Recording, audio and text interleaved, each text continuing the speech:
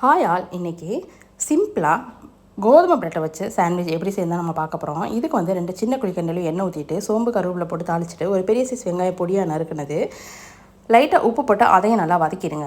அதுக்கப்புறம் 1 ஸ்பூன் இஞ்சி பூண்டு பேஸ்ட் போட்டு வதக்கிட்டு ஒரு பெரிய சைஸ் தக்காளி பொடியாக நறுக்குனது அதையும் போட்டு நல்லா வதக்கிட்டேன். உப்பு போட்டு நீங்கள் வெங்காயத்தை வதக்கும் போது சீக்கிரமாகவே வந்து அது வதங்கிடும். இதுக்கப்புறம் வந்து நான் மசாலா வந்து எதுவுமே ஹெவியாக சேர்க்கலை, லைட்டாக தான் சேர்த்துக்கிட்டேன். ஏன்னா நான் ப்ரெட்டுமே வந்து மைதா ப்ரெட்டு யூஸ் பண்ணல, கோதுமை ப்ரெட்டு தான் யூஸ் பண்ணியிருக்கேன். மேக்ஸிமம் மைதா ப்ரெட்டு வாங்குறத அவாய்ட் பண்ணிடுங்க. மசாலான்னு பார்த்தீங்கன்னா இதுக்கு 1/2 ஸ்பூன் மிளகாத்தூள், 1/2 ஸ்பூன் மல்லித்தூள், ஒரு 1/4 டீஸ்பூன் மட்டும் மஞ்சள் தூள் போட்டு நல்லா வந்து வதக்கிடுங்க. இதுக்கப்புறம் ஒரு கைப்பிடி அளவு கொத்தமல்லி தழை போட்டுட்டு வீட்டிலே செஞ்ச பட்டர் இருந்துச்சு, அது ஒரு 1/2 டீஸ்பூன் போட்டு அதையுமே நல்லா வதக்கிட்டேன். அவ்வளோதான், ஸ்டஃப் பண்ணுறதுக்கு இது ரெடி ஆயிடுச்சு.